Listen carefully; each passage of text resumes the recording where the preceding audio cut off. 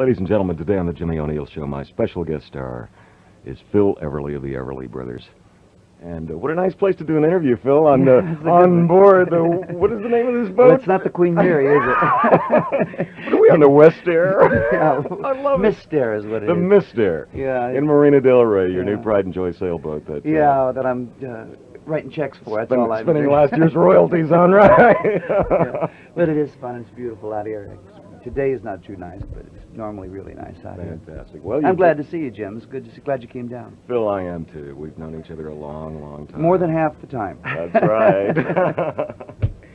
What I want to do first with you, we have so much to talk about, but I thought for the benefit of our listeners, they might enjoy just kind of tracking your dozens of million-selling hit records that you've had over the past more than 3 decades, song for song, and just see what Phil Everly thinks of when I say, well, your first hit back in 1957.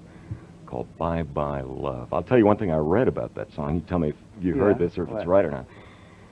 You and Don had, of course, desperately been trying to launch a singing career. You were doing pretty well as writers down in Nashville. You'd moved out from Shenandoah, Iowa, as very young children, worked with your parents, and you hit Nashville, had a little luck writing songs.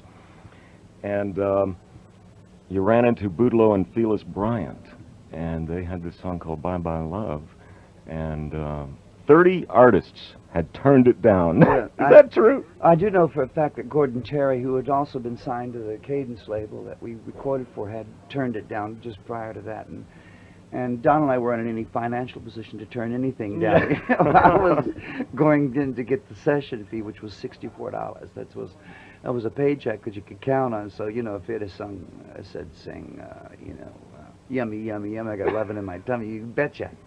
How old were you back in those days? I was 18 then. 18. We'd recorded 2 years prior for Columbia, but we had died the death we deserved for the music that we had done, Do you still have any of those old recordings? They were, my brother was telling me they were out, he saw they're on a release, like collection pieces, and they are out, and I'm not up to hearing them all, because we did 4 cuts, and we did them in 20 minutes when I was 16. It was still the fastest session I've ever been in. We did 4 sides, which meant you rehearsed them once and sang them. Yeah, right. And we knew the songs, but it was over in 20 minutes, and they put 2 of them out, and they died. And now I understand the other 2 that were in the can are out. So you'd had 4 records that didn't make it before Bye Bye Love. Absolutely, yeah. And do you remember the first time you heard was it a demo on Bye Bye Love? No. It was a demo, I think, as near as I can recall, and Donald had an intro that was on a song that he had written,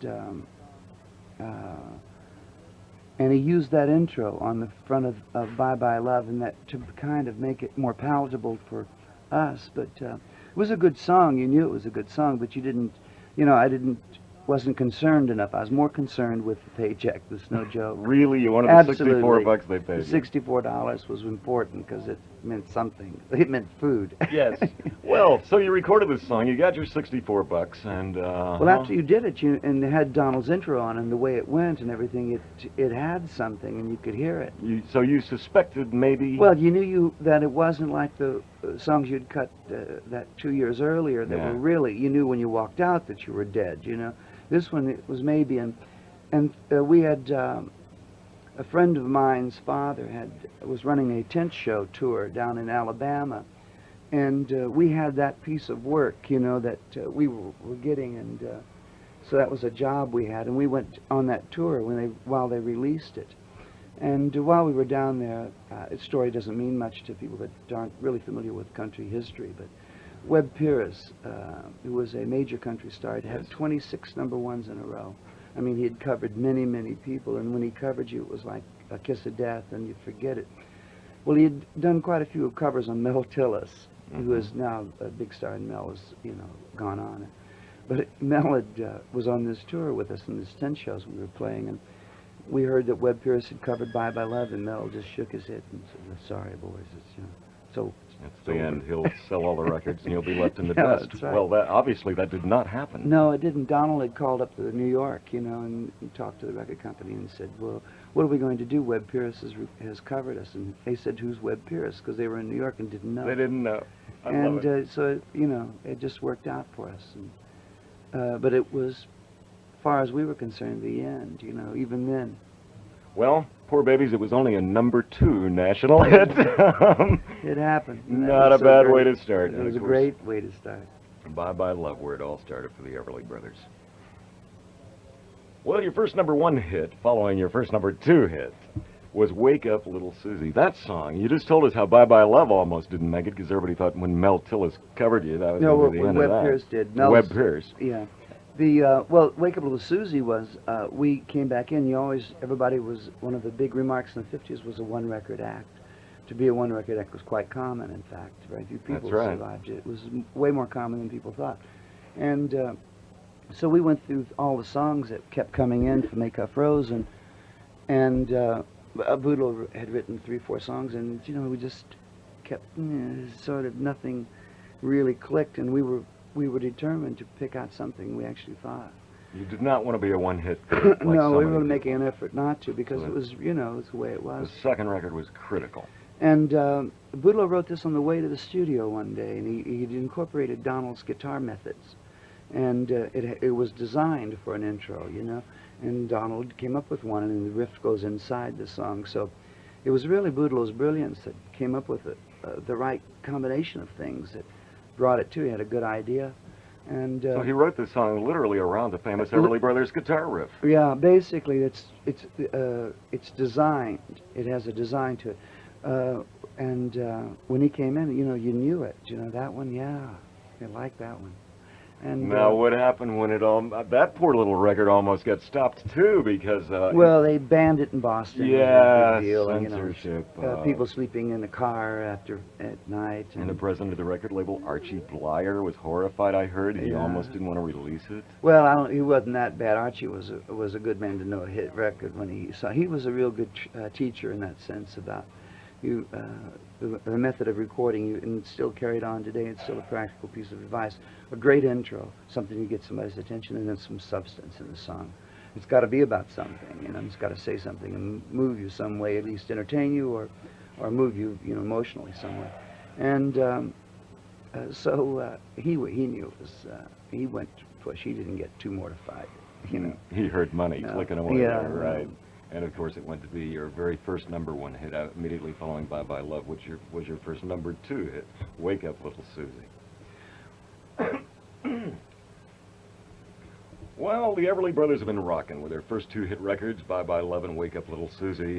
Did anybody suggest that maybe it was time to do a ballad right about then? Well, they did. We had put out a 3rd record, and while we were up in, but it wasn't a cut as a single. It was something off an album. Because Susie had died down, and we were playing New York at the Paramount with Alan Freed's show. So we really didn't have anything that we could cut. And we didn't have time, and we were working. And we put out one, and it just, you know, a thing called Should We Tell Him? And we shouldn't have put it out. Okay. So should you tell him not to put it out, but right. You should tell him. And so the next one got to be monumentally important. We also went into recession in '58. Now we're talking about All I Have to Do Is Dream. Yes, and that's that record was, I think it was the make and break record of our career. I think that ballad made the difference between why we've lasted. And we had a couple of fast hits, and then we had a ballad, and I think that's a good formalization to survive. You got to do both spectrums for people to work. And Boodle, again, the man was a master writer, and he, when I heard the acetate demo of All I Have to Do Is Dream, just Boodle singing it with a guitar, and he was about 40 at the time, they could have put that out. It was so beautiful. Wow. Just a great song. All I Have to Do Is Dream. I'd love to have another.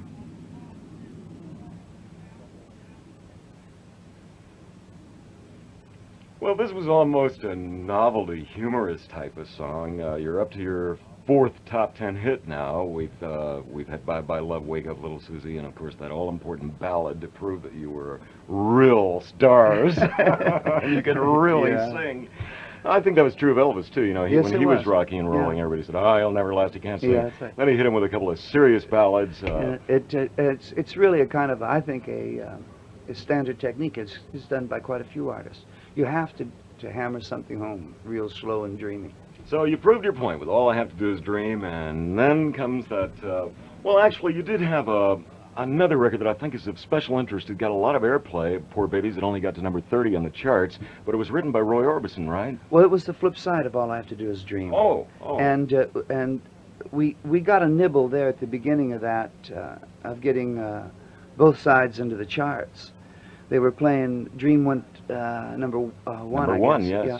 And Claudette got a lot of play too. Because it was the flip side of All And I Have to and Do it Is used to Dream. be in the old days as mostly a singles market. There was usually one slow one and one fast one. It was flip sides. Nowadays they send to jocks. They just send one.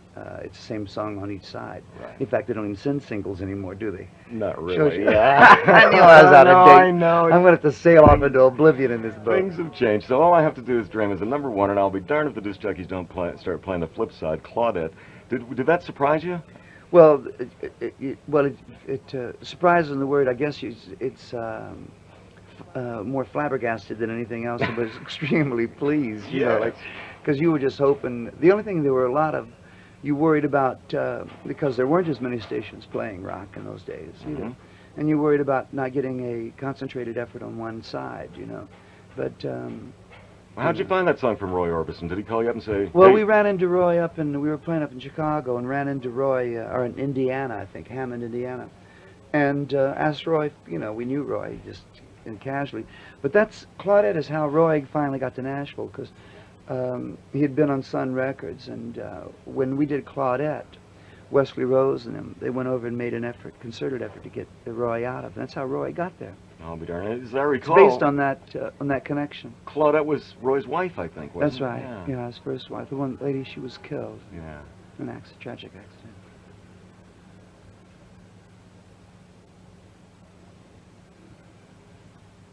All right. But it went number one.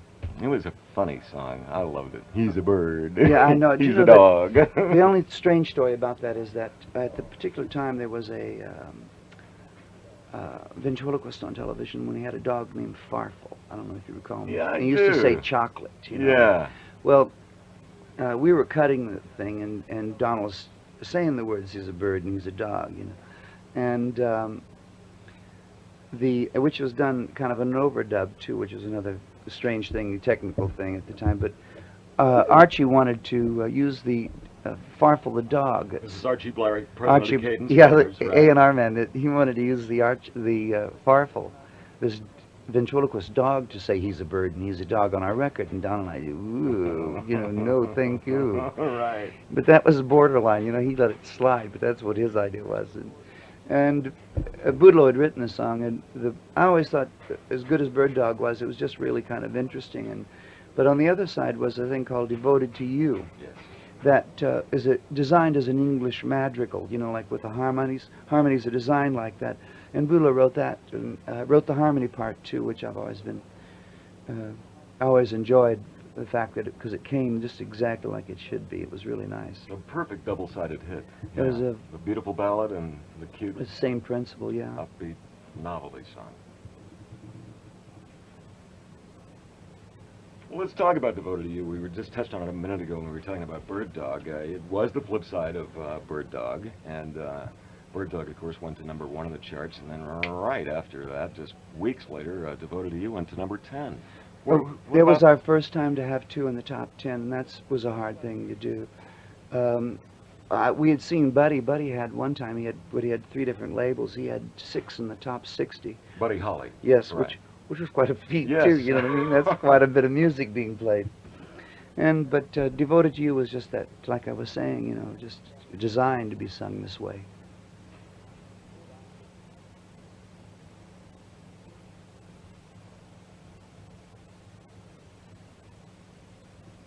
Well, we're rolling along here, and almost less than a year, the Everly Brothers have had 15 songs hit the charts. It happened fast, and it happened big, beginning back in May of 1957.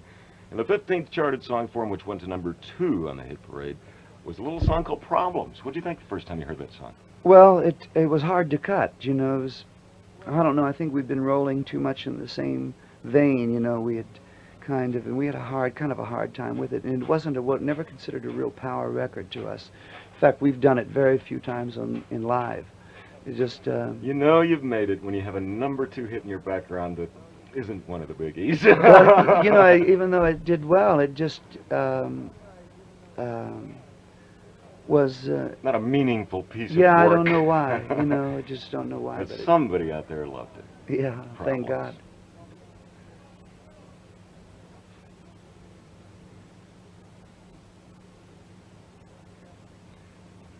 Well, it's March of 1959. The Everly Brothers have been around less than 2 years, and we're at number 16 on the charts with a song called Take a Message to Mary. I just love that song. I'm insulted that it didn't make number 1. It was one of my favorites. Well, it's a strange piece of material, you know. It was, that was what I was saying, problems. We started thinking we ought to do a little movement away.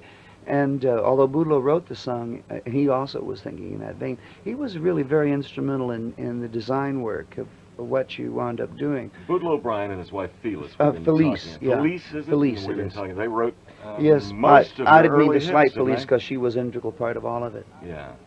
That was a lucky find when you met them, wasn't it? Well, just always considered kind of fate, you know. The whole thing's absolutely. beyond my explanation, you know. So what'd you think the first time you heard Take a Message to Mary?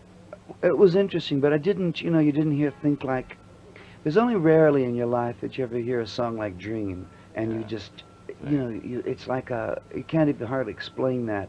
When you hear a raw piece of material like that that's just so good, and you know, way down deep. Take a Message to Mary, you know, it was like, well, it was good, yeah, and it was interesting, because Boudleaux never wrote a bad song, but he didn't have quite that. And, you know, it proves right, usually.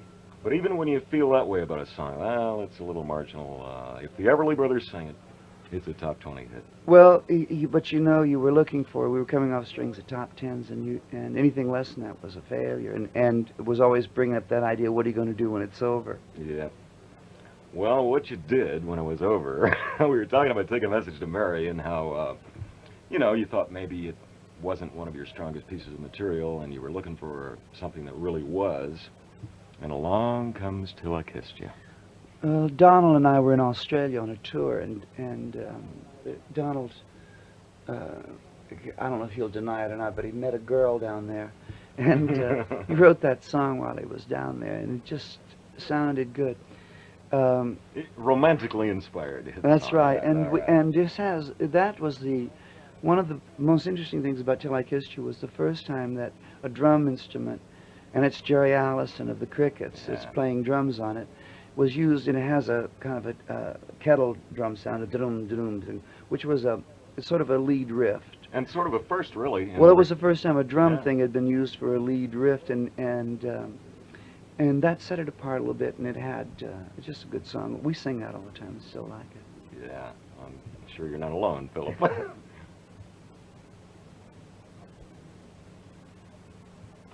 Well, you've had a couple of upbeat hits, Problems, and Till I Kissed You. It's time for another dynamite ballad in the Everly Brothers' career. We're up to about the 15th charted song in just an incredibly fast 2 years in the spiraling, rocketing career of the Everly Brothers. And along comes Let It Be Me. Well, this is a song that Donald found off a Chet Atkins instrumental album. It was just an instrumental that Chet had done. And Don was talking to him, and I asked him if it had lyrics, and we found these lyrics. It's originally a French song, and these are translations or rewritten lyrics. And the funny story about the man that wrote it, the lyrics that we hear, is his wife said he was never that romantic around the house. She never understood how he did it. But we cut it in New York, too, with strings, which is the first time we did that. And it was the first time we'd cut out of Nashville, and so we had a little trepidation. Did you get a little that. backlash from the Nashville folks saying, oh, here they go, big time, they're moving to New York, well, they forgot their country roots? It was part and parcel of the general consensus where we needed to change things, stir things up some more. And but I think our manager at that time was Wesley Rose, and he preferred, you know, down in Nashville where they had more power and control of the situation. But Archie, we cut in Archie's hometown of New York. Archie Blyer, who on Archie Cadence Blyer, on Records. Cadence, yeah. And so, you know, it was. I remember the session very well, and particular looks on people's faces. What did you think when you walked in and saw all those violins? Well, you know, that's hearing music live and getting a chance to cut with a live orchestra was a big deal in those days. That's and right. so it was kind of positive. Yeah. We were dressed up for it. Oh, did you really? Yeah. You're kidding me. You guys really dressed up because Yeah. you had all those violins in Yeah, New well, York we City. had all these suits we'd bought with all those royalties. And you recorded Let It Be Me. I love it. Phil Everly.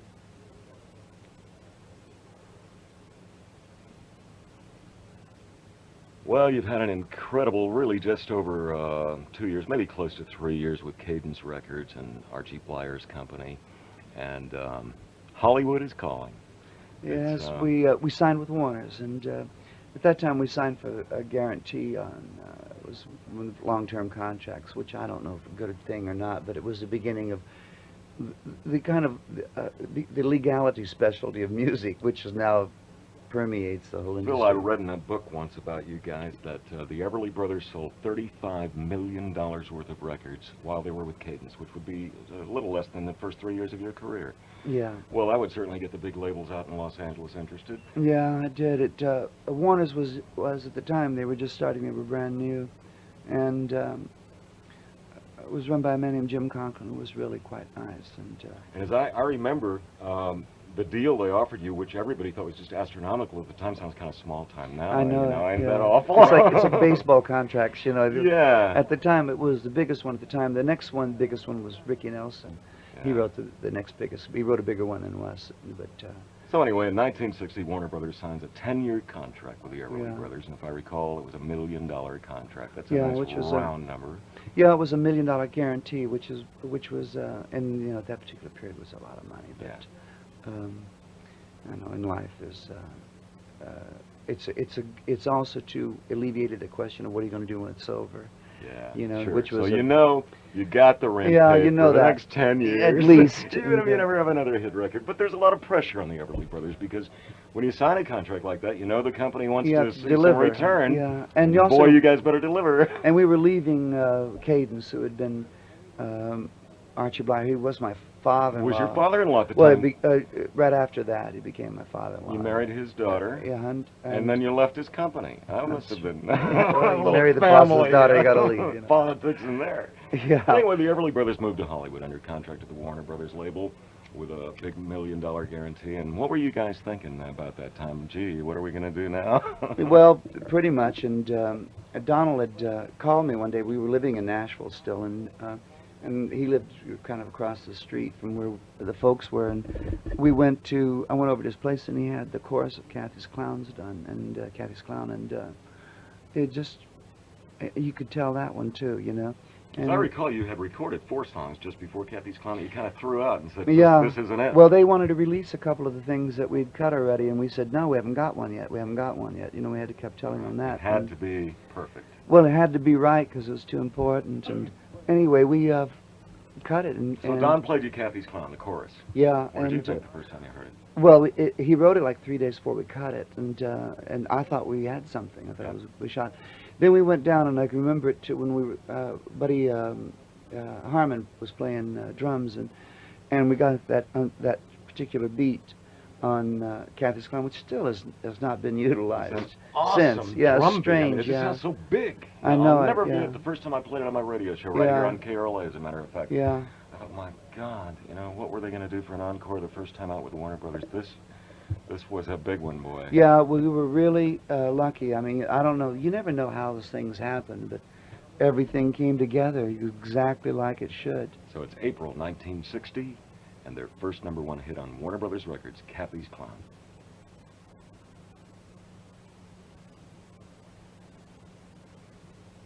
Well, we're right on the heels of your first Warner Brothers hit, Kathy's Clown, and I see that the next record is a Cadence release. So now you have 2 record companies releasing songs on you. Yeah, I'd forgotten the timing, but as I recall it, we had cut When Will I Be Loved for it. We'd finished off the last album with Cadence before we left. We owed him an album. We did that, and When Will I Be Loved was one of the songs in the album.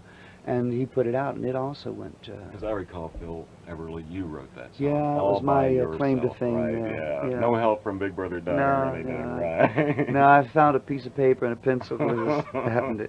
And I've often thought, you know, for a kid that can't spell, I've done real well with the few words that I use. So it was a top 10 hit for the Everly Brothers in 1960, When Will I Be Loved? In a moment we'll talk about Did you ever dream it would be a top 10 hit again with another artist down the Never road? crossed my mind, but when Linda Ronstadt did it, she did such a job on it. You know. Yeah. That's closer. Actually, hers is closer to the original demo on it. It's More got more what of it you had than in ours. mind when you Yeah, wrote it than yeah. your own version of it. That's right. Isn't that funny? Yeah. When did you find out Linda was going to record it? Did she call you up and say? No, it She was just surprised out. you? Yeah, it surprised me. You know. And, Well, once the song is released, a lot of people are fascinated with this. They say, "Well, don't you need the writer's permission to record his song?" no, once it's out, you know, Yeah. anybody can cut it, and it's really nice. And it was 14 years after which when it hit again, you know, and for it I got that Peabody to brag a little. Did you really? Yeah, I got the Peabody Award down in for BMI. It was the most played country song and second most played pop song that year, which was really nice. I was thank Linda for it. Phil Everly wrote "When Will I Be Loved." Not only he and his brother had a hit with it, but 14 years later, Linda Ronstadt brought it back again.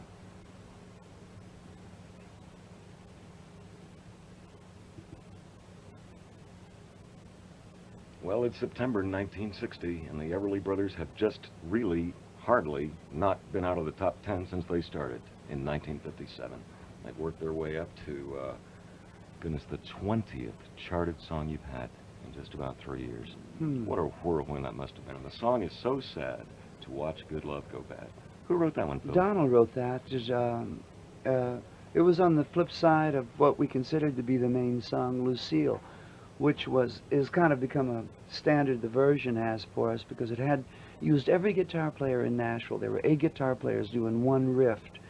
And On Lucille? On Lucille. It sounds like one guitar. And but they're all doing the same note, but there's 8 of them. That's why the sound is, because technically you couldn't technically do what you can do today.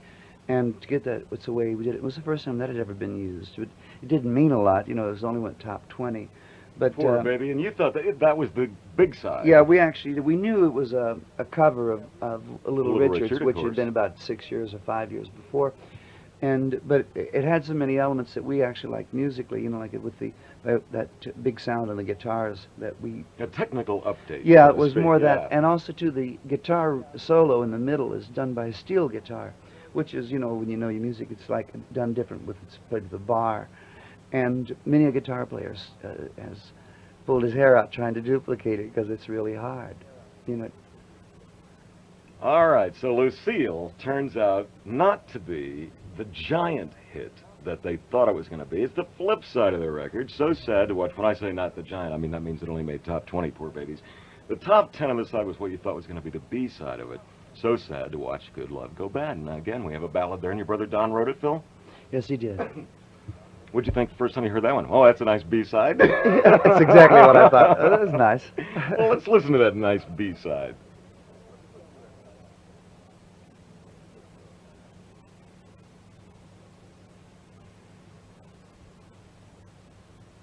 You guys have had so many hit records, Phil Everly. We're sitting here looking at a list of them, and I haven't bothered to count them, but I'm sure it's an impressive, awesome number.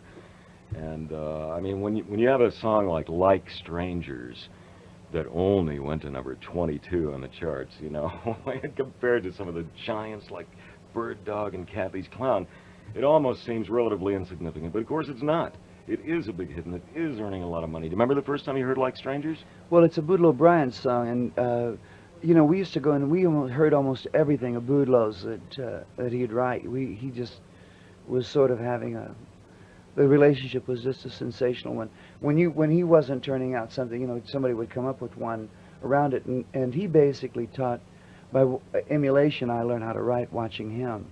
He worked on a steady basis, and I tried to emulate that, you know, like and try to write a song a week, good, bad, or indifferent. You don't have to worry about the quality. You just worry about well, you worry about the quality, but you know what I mean. You get it done, and you go to work at it, which is what he used to do. Like Strangers, written by Boudleaux and Felice Bryant for the Everly Brothers.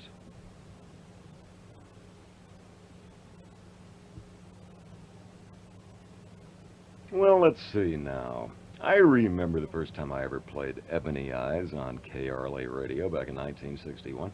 That was kind of a record that a lot of people talked about, you know. That was a conversation Death piece. and Destruction by the Everly Brothers. And it was really a kind of a new little twist for the Everly Brothers. Don does that narration in there. Yeah, Girlfriend. there is a version of me doing that narration. Is there really? Yeah, we hope it was destroyed. I'm of the opinion, because I think I had them erase it. It sounded like, I don't know, I needed to write home for help. What did you think the first time you heard Ebony Eyes? Well, it is like you say, it's about a death, and it's... The plane crashes, right, the plane as I recall, crashes, and the guys waiting in the We never airport. sang this on stage, ever. Ever? We've done, we'll do like the first verse, people to holler for it, because over the 20, 30 years that we've been doing it, they've hollered out, Ebony Eyes lots of times. Yeah. And we never do it, because we always claim we fly too much, but...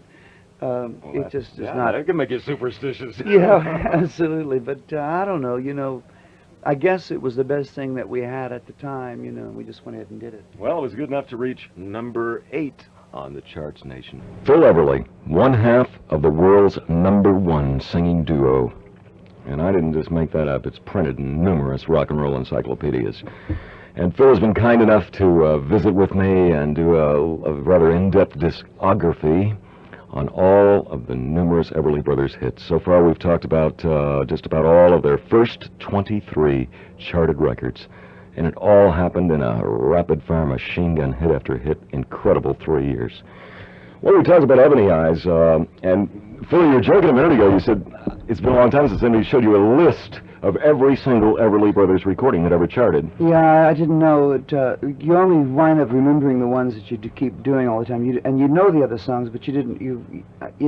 You paid attention to something that got top 10 because it was life and death. It really was. Right. So we're up to the flip side of Ebony Eyes. Walk Right Back. It's February 1961, and they're both hits at the same time. Well, which was good because Ebony Eyes was a strange kind of record, and Sonny Curtis who was quite a well-known country songwriter and played with the Crickets and worked with Don and I, wrote Walk Right Back, and Sonny wrote that? Sonny wrote that, and we used to hang out, all of us hang out together at the Hollywood Hawaiian, you remember? Mm-hmm. The old days, and Sonny was at and showed it to us there. Then right after that he went into the Army.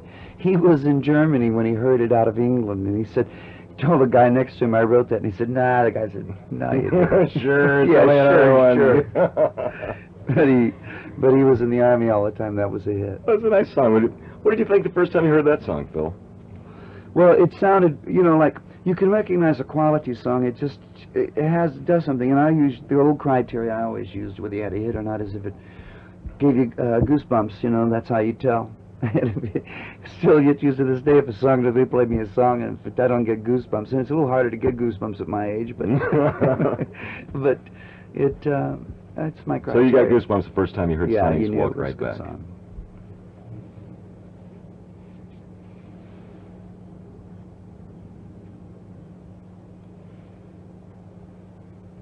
That's when we go to war. Where? There's no point in hardly talking about that. Right here with Wesley. In fact, there was not worth telling. When you joined the Marines, is it? No, yeah, actually, we're in the Marines right in here. Where'd you say that's when we go to war? No, that's when we went to war with Wes. Right during this period. I see. And this is from "Crying in the Rain" is a Carole King. The Return from the Marines, is it? No, I was in the Marines when that came out. All right.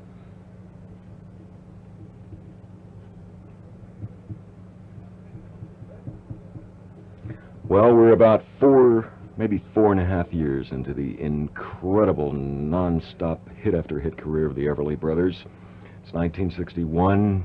You're in the Marines, or just returning from them, or? We're in when. How did that happen? Well, did you enlist? Well, we enlisted. We were in the Marine Reserves, not to take too much credit, but still a fair amount. I was about to be drafted. Those days Donald was getting a divorce, and if you were, you had to be married to be out. He was coming up again, so we just enlisted. We had an uncle in the Marine Corps. We could have gone almost anywhere, but we went there. And how was that? Well, it was interesting. They said that D.I. said after boot camp, he says you wouldn't do boot camp again for $1 million, and you wouldn't take $1 million for the experience, and that's just about it being. He was very accurate. What kind of heat did you get, if any, or what kind of, let me rephrase that, what kind of response did you get from your fellow Marines? Well, in boot camp, if anybody has, boot camp was 3 months in those days and 12 weeks, and anybody who's been through boot camp knows that there's no time for any kind of autographing. No time for autographs no, in the no Marine time. camp. There's none of that. It's just everybody, they reduce you right straight down to all at one level and build you back up. And, Just another dummy. that's right. And I qualified exceptionally well for the title. All right, so the Everly brothers are in the Marines.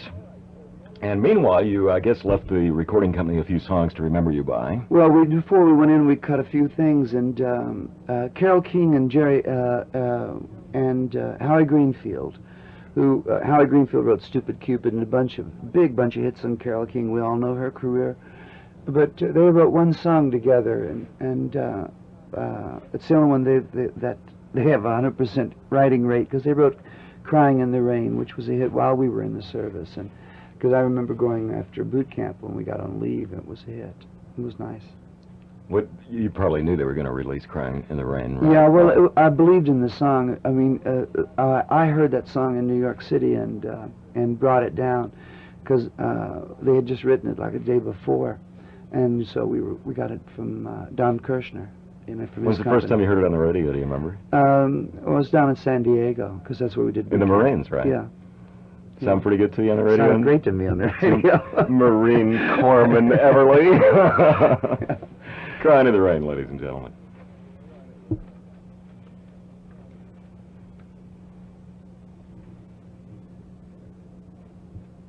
Well, it's May of 1962. We're with Phil Everly. Are you and Don still in the Marines? Well, we're right towards the end. You did 6 months in the reserves, and you did a month a year for the next 8 years. And we had, by this time, broken with Wesley Rose, who had been our publisher and all of that for years and years and years. And he is the one that controlled Boodle O'Brien's writing at that time. Who had written Almost nearly all of your hits. Yeah, I'd at say that time. 75–80% of our hits. So all of a sudden you're without the source of this wonderful Yeah, we material. couldn't get those anymore, and so we were going to New York to try to get songs, and it was harder to...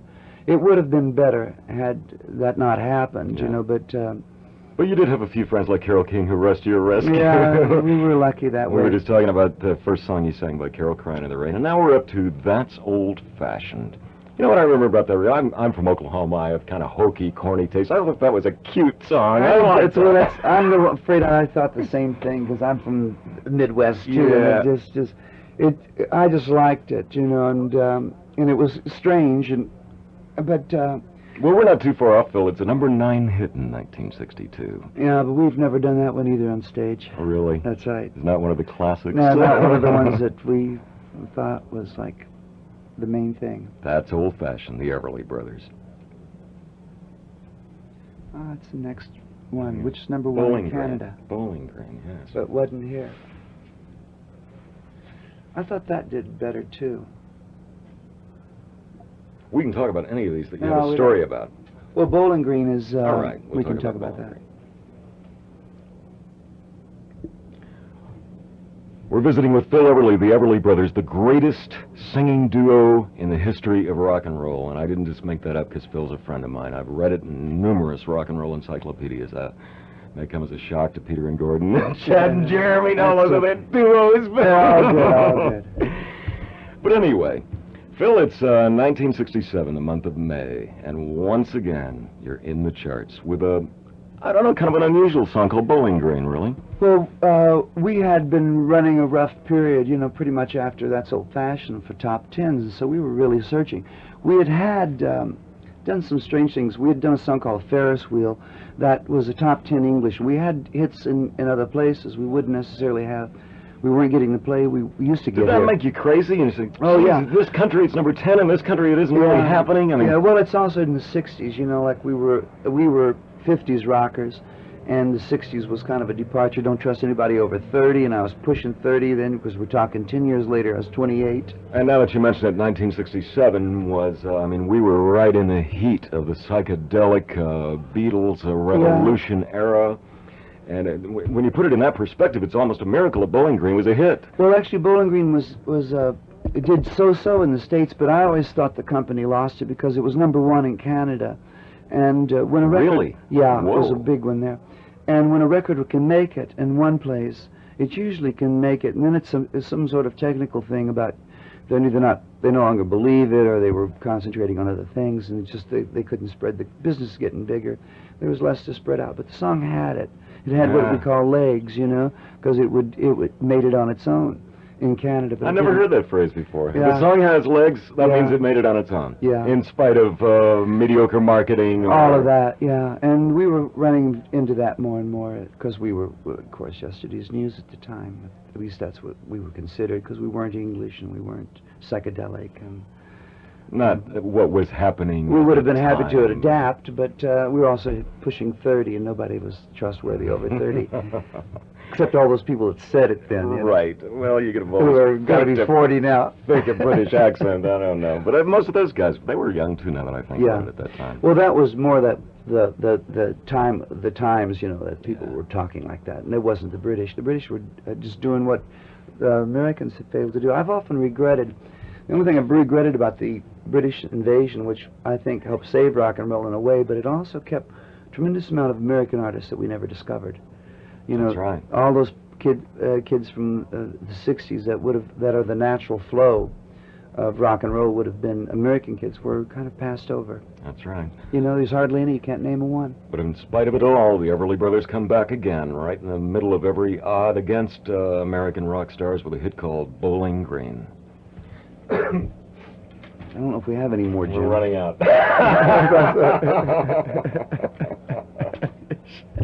Show's almost over. We're visiting with Phil Everly, who's been kind enough to give me a great deal of his time to do a rather in-depth review of discography of the incredible, numerous hit records they had since 1957. Well, you and your brother Don really didn't sing together or even see each other for like from 1973 to 1983, and all of a sudden, it's 1983, Yeah. and it's reunion time. Well, you know, that's the best thing that could have happened. It just had gone on too long, and I know it's hard to explain. It just happened. But actually, it was in that 10 years, you know, like I lived at home, which for a change, had never it was always a good thing. It was always a very positive thing, if you can look at it like that. And I always say this to people that are usually estranged from a brother, a sister, a mother, a father, or somebody. Hey, make the call. It really works out. Yeah. Put you on a boat. Yeah. Do you remember, are you the one who made the call, or was it Don? No, I never tell Jim. I'll tell you later when we're off the air, okay? All right. I'll tell you. But anyway, the call was made. The Everly Brothers are back together. And as I recall, the initial reunion concert, you and your brother Don selected to be Royal Albert Hall in London. We had played there once before, about 4 years earlier. No, not 4 years earlier. About 2 years before we broke up, which had been 12 years. And with Dad, and he'd gotten a standing ovation. With your father? Yeah, it was really great. It was one of the magic moments in your career and things because well, your father was an entertainer. Yes. As a matter of fact, you and Don are not the first Everly Brothers. No, your father and his brothers that's were right. the first Everly Brothers. Yeah. How many were there? There were three of them. Three of them. And so your dad's in showbiz, and I'm sure he's proud of his boys. yeah. And, Well, he could still. I mean, you were talking about him facing an audience of young kids, and he did a whole European tour with us and blew them away everywhere. In Holland, he still remembered when we go back and play in Holland. Now people will ask, you know, they'll say, "I saw you and your father," and you know, wow. play, and because we played a lot of during that period, the late '60s. You know, you were playing places where people were really, because they got kind of interested in their music and all. But we went back to the Royal Albert because of that. And how appropriate that you're making your first reunion concert in London, that Paul McCartney would write a song for the occasion. I know. Well, when we started to, once we did the concert, we just did the concert and didn't think what we were going to do, whether we take it any further or not, but it was just good, and it's been really great. So you did the concert for your first appearance with your brother Don in 10 years, and it felt good. No, it felt great. And we did it honestly too.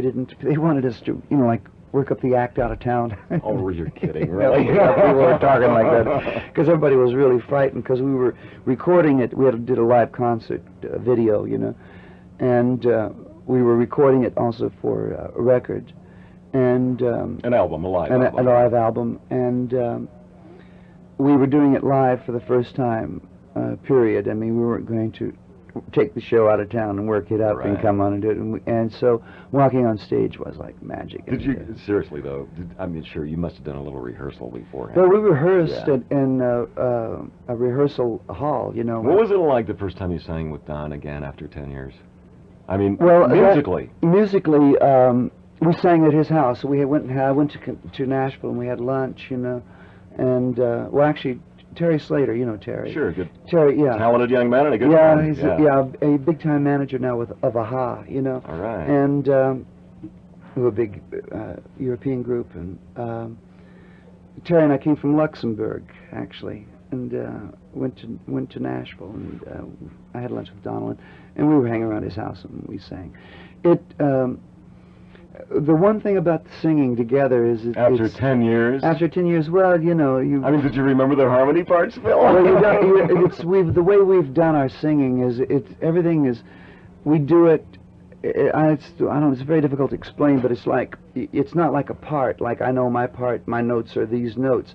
You'll have to sing, and then I'll sing. I see. You know, I have to hear it, and then we just do it. I just do it that way, so everything stays in the microsecond to microsecond. So Don started singing, and you just immediately heard the harmony. Yeah, when we decided to do that, and we tried to do it very privately, you know, and we did it. Nobody saw it. You didn't have an audience. No. Was there? I'll be honest with you. Was there a moment when you were off key or anything, or no? It's not. No, it's not like that. It happened. I don't know what that is, but brothers have a tendency to work. The only difference is I noticed, we'd been 10 years apart, and maybe in language, but those are such finite things that I don't even know if people notice that. I do. What do you mean language? Well, language is like, you know, you'll say a word differently than you did when you grew up together all the time speaking the same way. So it's that, when you really do just that, dude, it's like there's a tone to it, there's a drop to it, there's a cut to it, all of those things are really... Nuance. Well, I guess sort so, of, yeah. Well, basically... Dynamics, yeah. All of that, but even put that to a fine art, because that goes without saying. It's just, you really have to pay attention. And that works the best. I think quite a few people that do it right do it that way. But anyway, it came back easily, it sounds like.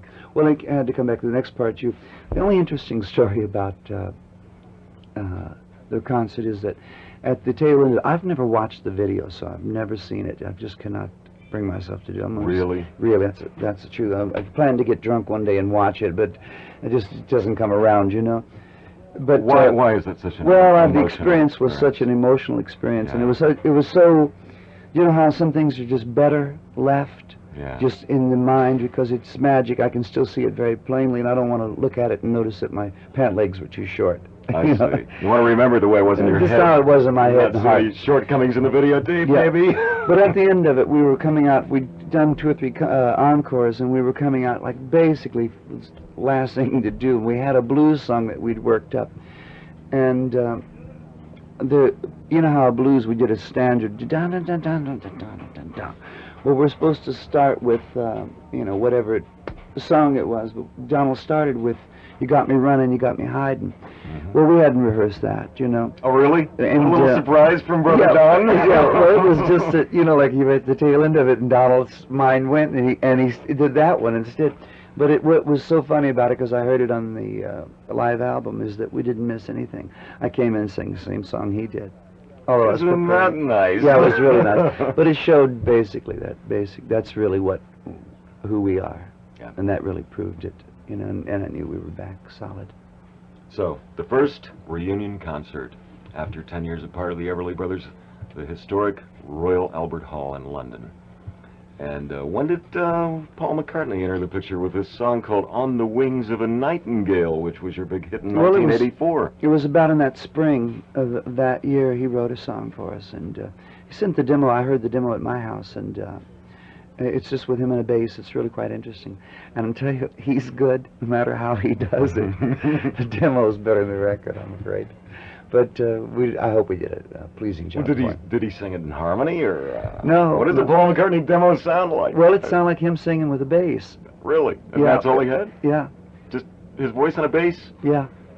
Wow. But you could tell it was good. In spite of that limited arrangement. Because of it, I think, you know. It just was good. Did you guys talk to Paul while you were in England? Did he say, No, hey, I got a song on it? over the years I've met him and sat alone in the city, but he didn't come down and hang out during the thing. In fact, I've never really heard whether he liked what we did with it. I hope he did. Oh, you haven't called him up and asked for a review? No. Well, it sold a lot of records, and I'm sure it made Paul some money, and I bet he liked it. The Everly Brothers on the Wings of a Nightingale, written by Paul McCartney. Ladies and gentlemen, we're visiting with Phil Everly, one half of the greatest singing duo in the history of rock and roll. He's been a good friend of mine for longer than we care to remember, right, Phil? More than half the time. I guess it's nice, though. And, you know, as long as I've known you, Phil, I don't think I've ever asked you that. This is what a fan would ask a star. And so on behalf of all the fans out there, including myself, what is it like to be a legend? What is it? I mean, when you and your brother started singing together, you were 6 years old on your parents' radio program in Shenandoah, Iowa, something like that, I think. Yeah. And, I mean, do you remember the first time you ever got on a stage as a little boy? Not really, not clearly. And, you know, you remember times when you didn't want to go on stage. Right. I got took. Want to stay home and play. No, it wasn't that so much as just stage fright. Stage I had fright. bad case of stage fright when about 13. You know, I wouldn't go out or 12 maybe, or 11. I don't know. So in that era where it's really hard for you to go on stage, you're 12 or 13 and you have stage fright and you're not that thrilled about this, what is yet to become an incredible musical career. Did you ever dream, I mean, that it would go where it went? No, basically we come from that country family, and we were barely making a living, and just, living, well, I guess lower middle class in some way, and we had to worry about the rent and stuff like that. And, you didn't think about that. You just thought in terms of hoping to hold a job, and live radio was dying out. So and that was a live radio show you started on with your family, right? Your mom and your dad? Right. And your brother? All of you were singing?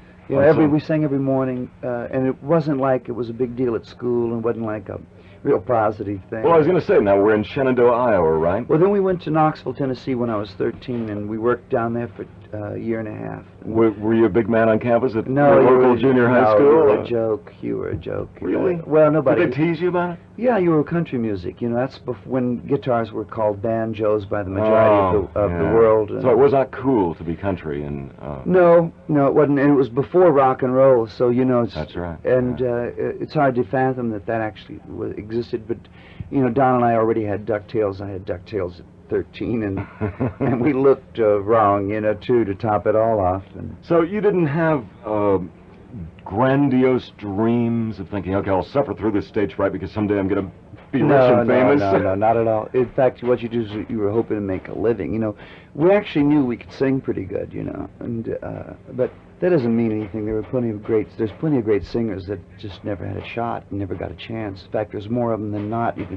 People talk about, when you talk about whether you're any good or not, I always say that the best duet is, there's a brother team that own a gas station and somewhere in Mississippi probably, and if you heard them sing, that's the best duet in the world, But Phil, it's truth about life and talent, and it's answering a question about like what it feels like to even have participated in all of this.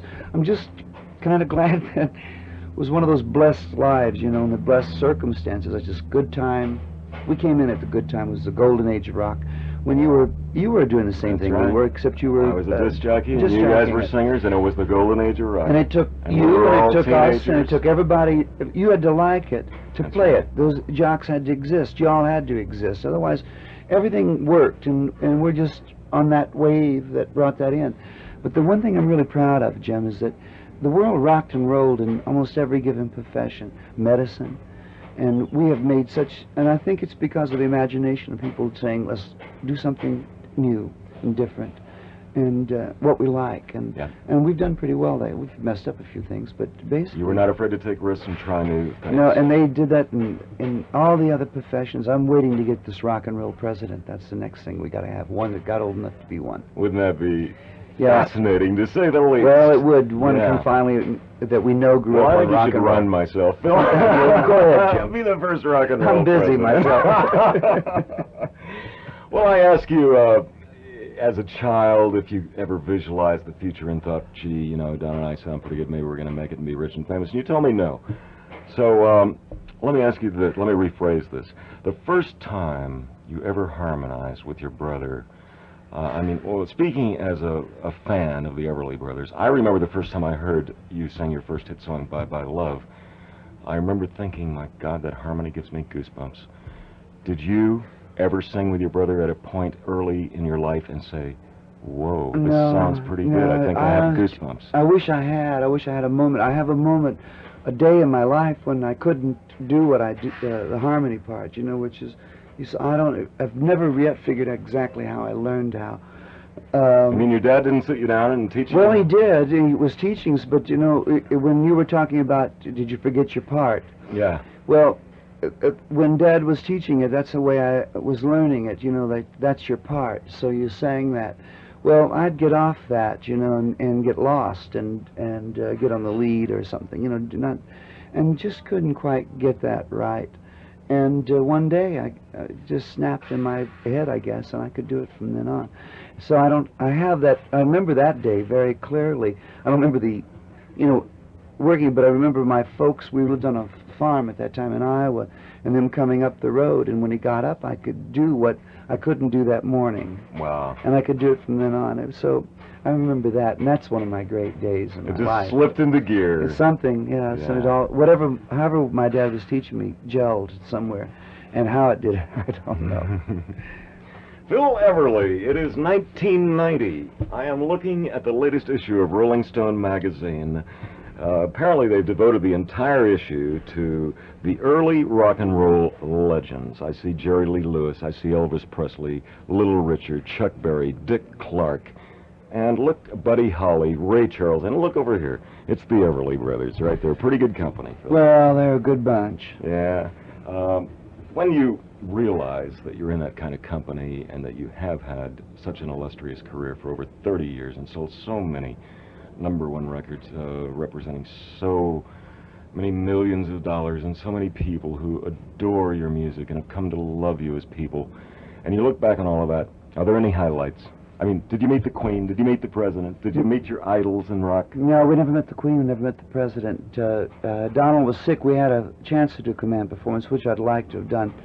I've played on every stage that I ever heard about as a kid, the Palladium and all of those stages that were vaudeville stages that were talked about, and that was always good. I think maybe a key thing was meeting Ed Sullivan. You know, it was such a big deal at the time. Right. Mind you, people don't really realize that now because there's nothing to compare it to unless you saw him in your youth. You mean to tell me you've never met a president of the United States? No. Well, I've worked for Reagan some, and I think I didn't meet him though. But no, I never met a president. And you never met the Queen? No, never met the Queen. Well, we're going to have to remedy this. You're a PR man. No, thanks. No, thanks. I'm not looking to do any of that. Although I have great respect for Bush and voted for him, so. Let me ask you this, Phil. Let's talk about Phil Everly today. It's early in the year 1990. We're sitting on your beautiful sailboat here in Marina del Rey, California. You're the father of 2 sons. Mm-hmm. You're a single parent, still raising your 15-year-old. He's not out of the house yet, right? Yeah, he's not out yet. And his name is Christopher. You call him? He hasn't burned it down either. He hasn't burned it down yet. How's fatherhood been for you, Phil? It's been interesting. I guess I know you got a 4.5-year-old daughter and a 20-year-old son. Yeah, and that's a stretch, but everybody knows it. It's the best thing about it, I guess, is being part of the rock and roll era is that we don't have a music gap here. With my 15-year-old, I still hear the current things, and it's really quite good. Keeps us young, doesn't it? It sure does. Keeps us up to date. And also, too, you also come with an attitude of an open-mindedness. You know, it's not like I understand what's when we were considered radical and all. So, I mean, it's okay for everybody to have their own thing, but I quite am entertained by it. There's some good talent out there. There really is. Yes, it's really nice to see. In fact, it's getting better. I think this year and the last year are the best 2 years that I've seen in a long time. Have you gotten the itch to go into the studio lately and play with some of the new high-tech toys they're coming up with? The last 2 or 3 times that I've written songs and we've gone and demoed them, you know, and even though you have to be select few to hear our records, but we'll go in again and we use high tech. I believe in high tech. I've always liked synth. High tech is really the extension of too much echo, which is what we used to do in the 50s. Yeah. Slap that echo on. Right. It was the only technical thing you had. You echo, you Echo, yeah. you know? And that used to be the main cry. More echo, you know. Have you played with synthesizers lately? Yeah, I've got one at the house. Do you? I have I have the new string synthesizer for guitars. Mind you, that it doesn't work as well as a keyboard, but you know, I try to keep the technology around because you never know. You might find something that you want. Phil, what are your sons? What are their responses or reactions or experiences to being the heirs to a rock and roll legend? I mean, surely they do know who you are, right? Well, yeah, they both. My oldest plays and writes, and he writes really well. And my nephew, Donald's son, Eden, is he's up in Frisco working with the guy from the Tubes, because he's a big fan of theirs, and he's quite talented too, and plays really well, and has a deal with Geffen. So I don't know when his album will be out, maybe a year and a half. Have they ever come to you and Don and said, "Hey, what about a second generation of Everly brothers?" I don't know. You know, it may happen. You know, it'd be fine with me. They got there's plenty of room on my stage anytime. Especially for